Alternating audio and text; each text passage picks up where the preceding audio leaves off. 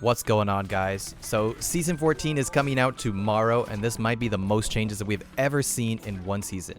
We have a new legend, we have a bunch of changes to weapons and ammo types, we've got character buffs and nerfs, a huge level cap increase, changes to the map of Kings Canyon, rank changes, all kinds of stuff.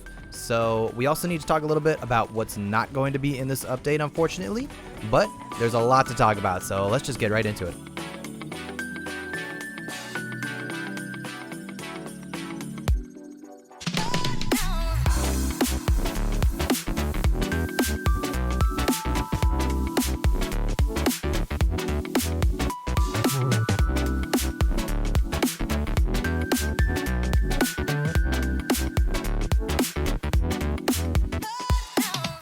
Okay, so hopping into the patch notes, we're starting off with Vantage, the newest character to the game, and we can look at some of her abilities before they are coming out, including the spotter's lens, the tactical, her echolocation, and her ultimate ability, which is the sniper's mark.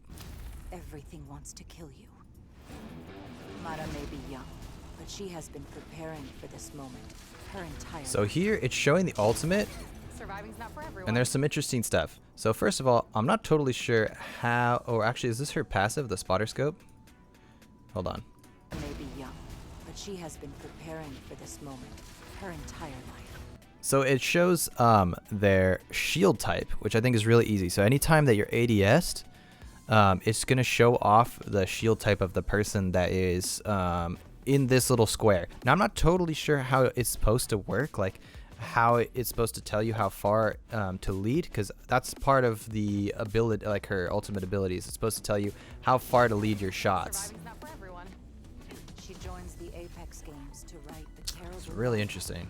and anyone who stands in her way soon won't be standing at all. Of course, the classic trailer thing where everybody's 1 HP. ADS to scout with your eyepiece, unarmed or mid to long range scopes, and uses a bullet drop indicator to see where your shots will land. Has no chance at escaping. Because it's not totally clear from the HUD like how that works. Every corner in the Apex Games. Let's go, Echo. Vantage can use Echo to relocate to a more strategic position. So it looks like you kind of just ping where you want Echo to go. To be under guard. And you know, I think it's pretty similar to the way that Newcastle's ultimate works to reposition. I think they could have done something a bit more interesting, but you know, it's something. So, But it won't matter. If Vantage has you in her crosshairs. and then here's the ultimate. It like scans everybody within the area. That one's for my mom. Whatever threats these games hold, she will be ready. Time to show them what I taught you. My And then you mom. get like a little bit of a double jump as well off of your ability, so you can like jump out of it. So after that gameplay trailer, I did get the chance to go to the firing range and try out Vantage, Giomata. And so here I'm trying to figure out how to get her bullet drop animation to pop up. I'm also, if you notice, the armor UI is not popping up in the top left corner. I don't know if that just doesn't work in the firing range. I haven't had a chance to play her in game yet.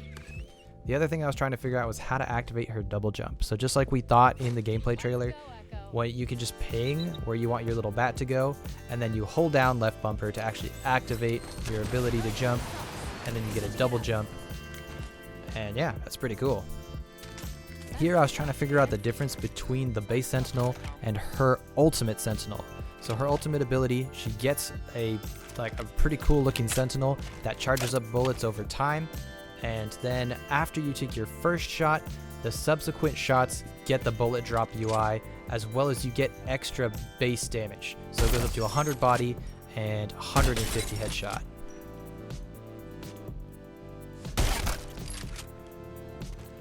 Alright, so the next thing that's up is going to be the changes to Kings Canyon. Here we get a little bit of a loadout of Kings Canyon. We can also see in some of the trailers some of the differences. But they've lifted up Skulltown off the ground. Some of the older areas from the beginning are still gone. Thunderdome, I think, was like over here, and there was like a little town that was over in this area. So all that's left is the skull of Skulltown, and you can see that Skulltown is not as big, and it's not that plus shape that it used to be. Now it's kind of just this sort of semicircular shape underneath this, as well as you've got this big gate into Skulltown. The other changes that I saw was it looks like they did update the cage area, which was, it's kind of far, but it's this area right here, and it looks like they took out a lot of, you saw it in the trailer before, they took out a lot of like the walls there, so you can like jump to the different levels more easily. You can kind of see people more easily, so it doesn't end up just being like a little sniper tower that nobody can push. Next thing that I want to talk about in here is the level cap increase. Players can now level past level 500 through 3 additional tiers of 500 levels, bringing the effective maximum level to 500 tier 3. The increase adds 345 additional Apex packs and ensures that everyone can get an heirloom just playing the game. So that's really cool. You know, I myself I'm level 500 on Xbox. I'm level 500 on PC, and I still don't have a single heirloom after, I don't know, 2,500 hours of playing this game. I've definitely blasted way past level 500 already, so it's really cool to see that they are increasing the level cap. I'm excited about this. I think it's 1,500 levels total, right? Because it's 500 that you're already at, and then you hit tier 2 for 500 and tier 3 for 500. So you have, if you're already at level 500, 1,000 more levels to go, and for sure I will be level grinding. All right, moving on a little bit, we are going to talk about some of the new attachment changes that they have. The laser sights that they've added are going to replace the barrels for the SMGs and pistols, and they've reduced hip fire spread with the laser sights. But in general, if we like look down a little bit, they've increased hip fire spread on all SMGs and pistols. So the baseline is there's more spread, and the laser attachment is going to decrease that spread. The EVA 8 changes. This is going to be really interesting because I think in general, all of the shotguns are super broken right now. The Mastiff is just kind of annoying. They have nerfed the Mastiff, which is good. I'm glad to see that. The PK is just like a monster. Like 99 pumps around corners. It's frustrating to go up against, especially as a controller player. Everyone has a PK these days. So at least we won't see as many PKs, but now we're going to have the same problem with the EVA 8. They've removed a pellet from the blast pattern, which, if you know anything about the EVA 8, which you probably don't because it's nobody uses the EVA 8, but the EVA 8 actually has a pellet pattern that is in the shape of a figure 8. So most likely they took out maybe the middle pellet, but that's kind of lame because it had a figure 8 pellet pattern, and it also did 8 damage. And they've increased the fire rate on the bolts. They've also added the double tap to it, which it doesn't say here, but they have added the double tap back into the game for the EVA. It's a super strong attachment, super slept on, and the EVA 8 is going to be a monster when people like Timmy and everybody else figures it out, and then everybody in the universe is going to be using the EVA, I promise you. And now, we're on to a huge change, the Backpack Gold perk. This is going to make it so that you can stack batteries and medkits up to 3 like it used to be. Legacy mode for the backpack. Really cool change. The self-res is getting pulled from the game, and now the knockdown shield is going to have the gold res perk. So if someone reses you while you have a gold knockdown shield, you're going to come back with 50 health and 50 shield. Arkstar nerf. Interestingly, they're bringing the Arkstar down again. So the Arkstar used to be a monster. If you got stuck, it was basically a death sentence. But now they've removed the slow aim on stick. Okay, Legends time. If you are a Valk main, I am so sorry. This is probably the biggest nerf I think I've ever seen to any character. Because usually when the devs nerf a character, they'll nerf one part or maybe 2 parts of the kit if it really needs a change. But I don't think I've ever seen such an overarching nerf to a character. The acceleration on activation of your VTOL jets, so that's your jetpack, is decreased by about 8%. So, I mean, let's round up. Let's say it's about 10% less. So that just means like every time you boost, you're not going to go as fast or as far. So it's fuel consumption on activation. Basically, this is going to mean that you really don't want to spam the jets. They're really trying to say like, if you spam the jets, you're going to run out of fuel way faster. So Missile Swarm, a little bit less effective all around. And the Skyward Dive has a height reduction of 25%. I would say like 10% would have been fine. 25, you're not even going to get like as high as some redeploy balloons anymore. Like this is a big nerf. 25% of your overall height. And not only that, but you travel upwards slightly slower, so you're easier to shoot out of the sky as you're Valcolting away. Okay, now on to the biggest change that nobody is talking about. Nobody at all. Newcastle is getting buffed like crazy. You think Maggie's going to be overpowered? Dude, Newcastle is getting it all. Increased movement speed during revive, so like that revive animation where you like pulls you around is increased by 25%.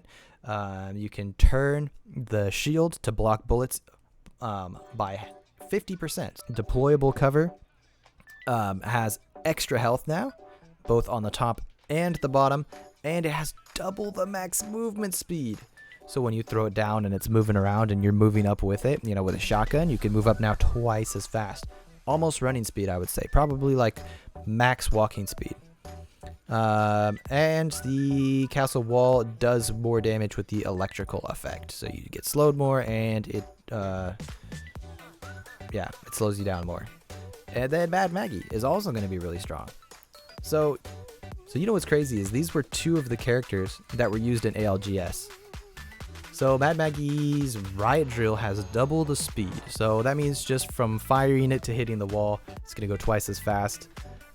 I don't think that's really the issue with the riot drill. I think the biggest issue is that, for one thing, it has too wide of an AoE. So like, even if they kind of miss you, like through the wall with the riot drill, it has this really big spread, but you can kind of just like walk out of it very easily, or like walk backwards out of the area of effect.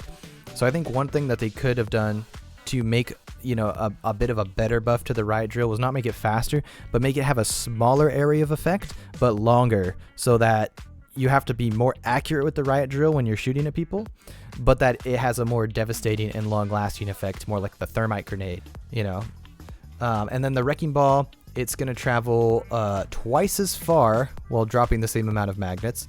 So that means that the spacing between those speed buffs is going to be much bigger, but this thing is going to go so far, which is just going to make Maggie like the ultimate movement character, because you can combine it with other movement characters. Team use harvesters. So now when any player picks up materials, it's going to pick it up for your whole team. I think that's great, so you don't have to have everybody run in a circle and pick up all the materials for your team. And then you're just like waiting for the last guy to craft.